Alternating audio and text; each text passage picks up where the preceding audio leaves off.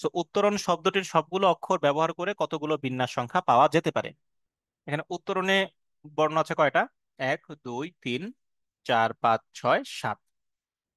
সাতটা অক্ষরের মধ্যে দেখেন সিমিলার কে কে আছে? টি আর টি পরস্পর হচ্ছে সেম, ও আর ও হচ্ছে পরস্পর সেম।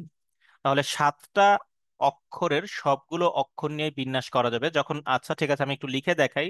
যেহেতু এটা লিখিত পরীক্ষার জন্য প্রিপারেশন, তাহলে আপনাকে কি করতে হবে? আপনাকে লিখতে হবে যে 1 নম্বর প্রশ্নের উত্তর, যে উত্তরণ শব্দটির মোট অক্ষর সমান সমান 70, যেখানে টি দুইটি, যেখানে ও দুইটি। সুতরাং সবগুলো অক্ষর নিয়ে, বাহ, আনাস হ্যাজ অ্যান্সার্ড, ওকে। দেখি আমি মিলাই ফেলি আনাস। তো সবগুলো অক্ষর নিয়ে বিন্যাস সংখ্যা, ঠিক না? ফাহমিদ আবার ডিফারেন্ট একটা বলছে, দেখি কি হয়। তাহলে সাতটা বর্ণ যেহেতু আছে, তাহলে আমরা সাতটা থেকে সাতটাই যখন নিচ্ছি তখন আমরা কি দেখছিলাম, যে এন পি থেকে যখন আমরা এন ই নেই তখন কিন্তু হয় কি এন ফ্যাক্টোরিয়াল। তাহলে সাতটা থেকে আমরা সাতটাই নিব, তাহলে আমাদের হবে কি 7 ফ্যাক্টোরিয়াল। কিন্তু আমরা এটাও দেখছিলাম, সূত্রটা আপনাদের মনে আছে কিনা, অবশ্যই মনে থাকার কথা, আমি তারপর একটু দেখিয়ে দিই। যে যখন সিমিলার থাকে, যে কিউ সংখ্যক সেম বা অথবা পিউ সংখ্যক সেম, তাদের ফ্যাক্টোরিয়ালের নিচে ভাগ করতে হয়। তাহলে যেহেতু আমাদের এই জায়গাতে দুইটা টি আছে, তাই টি এর সংখ্যা 2, তাই একটা 2 ফ্যাক্টোরিয়াল দিয়ে ভাগ করতে হবে। ওর সংখ্যাও 2টি, তাই একটা আরেকটা 2 দিয়ে ভাগ করতে হবে। এটা ফর টি, এটা ফর ও। তাহলে 7 ফ্যাক্টোরিয়ালের ভ্যালু কত আমরা মুখস্থ করছিলাম? এটা হচ্ছে 5040। 5040কে একবার ভাগ করব, 2 ফ্যাক্টোরিয়ালের মান হচ্ছে 2, আবার 2 ফ্যাক্টোরিয়ালের মান হচ্ছে 2। তাহলে 5040কে একবার 2 দিয়ে ভাগ করলে হয় হচ্ছে 2520 ভাগ 2, আরেকটা 2 দিয়ে ভাগ করব। 2520কে 2 দিয়ে ভাগ করলে হয় 1260। This is our answer. Fahmid কোথাও কোন একটা ভুল করেছেন, আপনি এটাকে আরেকবার ভাগ করে ফেলছেন। এটা আপনাকে একটু চেক করতে হবে। এখন এটার হয়তোবা যদি এমন বলতো, যদি ধরেন এমন বলতো যে উত্তরণের শব্দটি যখন আপনি ব্যবহার করবেন, ভুল হইতেই পারে, সমস্যা নাই, ওকে ফাহমিদ।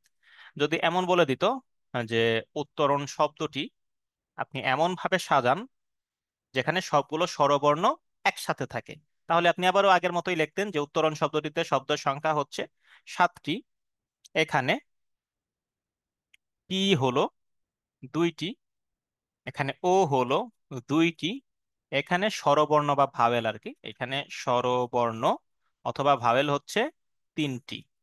কে কে আছে? ইউ ও ও, এগুলো হচ্ছে ভাওয়েল। যে 3টা স্বরবর্ণকে, তাহলে তাদেরকে এক করে ফেলতে হবে। যে ক্লাসের বান্ধবীদের মতো কিছু প্রাণের বান্ধবী থাকে না, যে তারা সবসময় ক্লাসে একসাথেই বসবে। যে ক্লাসে হয়তো বা 20টা বেঞ্চ আছে, 60 জন স্টুডেন্ট, 3 জন করে বসা যায়, তো দেখা যাবে ওই 3 জন বান্ধবী সবসময় এক বেঞ্চেই বসতে চায়। তো যে আগে আসে সে বাকি 2 জনের জন্য সিট রাখে, বা এরকম কোন একটা কাহিনী টাহিনী করে। সো যখন আমরা স্বরবর্ণগুলোকে একসাথে রেখে সাজাতে চাইবো, তখন তাদেরকে বুঝতে হবে যে হ্যাঁ, তাহলে এই 3 জন হচ্ছে এই প্রাণের বান্ধবীর মতো। তারা সবসময় হচ্ছে কি, তারা সবসময় হচ্ছে আপনার সেম, মানে পাশাপাশি একই বেঞ্চে তারা বসতে চায়, এটা হচ্ছে তাদের সমস্যা। তাহলে দেখেন, আপনি তাহলে নর্মালি একবার মানে বিন্যাস করার চেষ্টা করেন। তাহলে দেখেন এখানে কিভাবে সাজানো যায়। যে স্বরবর্ণ, স্বরবর্ণ তিনটিকে একটি বর্ণ ধরে মোট বর্ণ সংখ্যা, এই স্বরবর্ণ তিনটিকে যখন আপনি একটি বর্ণ ধরে ফেলবেন, তাহলে দেখেন এই ইউ ও ও মিলে যদি একটা হয়, তাহলে বাকি কয়টা লেটার থাকে? 1 2 3 4, 4। আর এই 3 জনের জায়গায় 1, 5, তাহলে টোটাল বর্ণ সংখ্যা হবে 5টি। আশা করি বুঝতে পেরেছেন এই জায়গাটা। সুতরাং তখন স্বরবর্ণ তিনটিকে যদি একটি বর্ণ ধরে আপনি সাজান, তাহলে তখন মোট বিন্যাস সংখ্যা কি আসে? তখন তাহলে মোট বিন্যাস সংখ্যা আসে হচ্ছে ফ্যাক্টোরিয়াল 5 ডিভাইডেড বাই, আবার টি কিন্তু দুইটা আছে, তাহলে দুইটা টি এর জন্য একটা 2 দিয়ে ভাগ করতে হবে। আচ্ছা, আসলো, কিন্তু এখানে এখন একটা কাহিনী আছে। যে স্বরবর্ণ তিনটা তো একসাথে থাকলো, যে ও ইউ ও, এখন এই 3 জন তো আবার নিজেদের মধ্যে সাজাতে গোছাতে পারে, ঠিক না? যেমন ধরেন আমি এরকম একটা অক্ষর নিলাম, ধরেন ইউ ডাবল টি, তারপরে হচ্ছে ও ইউ ও এন, আবার ইউ ডাবল টি ইউ ও ও এন। তো দেখেন, দুই জায়গাতে কিন্তু স্বরবর্ণগুলো একসাথে আছে, কিন্তু দুইটার কি একই জিনিস? একই জিনিস না। এখানে ও ইউ ও যেমন একটা নতুন রূপ দিয়েছে, এখানে ইউ ডাবল ও এখানে একটা নতুন রূপ দিয়েছে। তাহলে দেখেন যে স্বরবর্ণগুলো একসাথে থাকবে, তারা প্রাণের বান্ধবী, কিন্তু এমন তো হতে পারে যে বেঞ্চের মাঝখানে যে বসে সে সবসময় যে মাঝখানে বসবে তা না। একদিন সে ডান পাশে বসলো, আরেকদিন সে বাম পাশে বসলো, এরকম হতে পারে না? এমন তো হতে পারে। তাহলে দেখেন এই যে তিনটা স্বরবর্ণ, তারা আবার নিজেদের মধ্যে বিন্যস্ত হতে পারে ফ্যাক্টোরিয়াল থ্রি ওয়েতে।